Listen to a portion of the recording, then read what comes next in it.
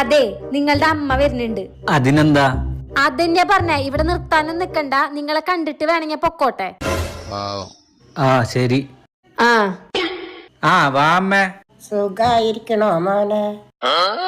ആ സുഖായിരിക്കണു. പുതിയ വീടൊക്കെ നന്നായിട്ടുണ്ടല്ലോ മോനെ. നീ എന്താ അവിടെ കഴിക്കാൻ എന്തെങ്കിലും എടുക്ക്. എടി ചായ എടുക്ക്.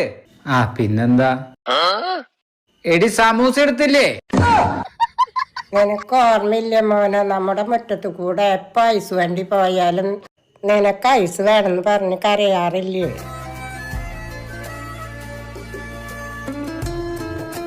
എന്നാ ഞാൻ പോട്ടെ മോനെ. ഒരു 2-3 ദിവസം നിന്നിട്ട് പോവാമ്മേ. ഇല്ല മോനെ, എനിക്ക് കുറച്ച് മരുന്നുകളൊക്കെ കഴിക്കാനുണ്ട്.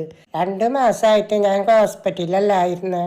ഡോക്ടർ അധികം നാളൊന്നും ഇല്ലാന്ന് പറഞ്ഞു. അപ്പൊ ഞാൻ വിചാരിച്ചു മോനെ ഒന്ന് വന്ന് കാണാൻ.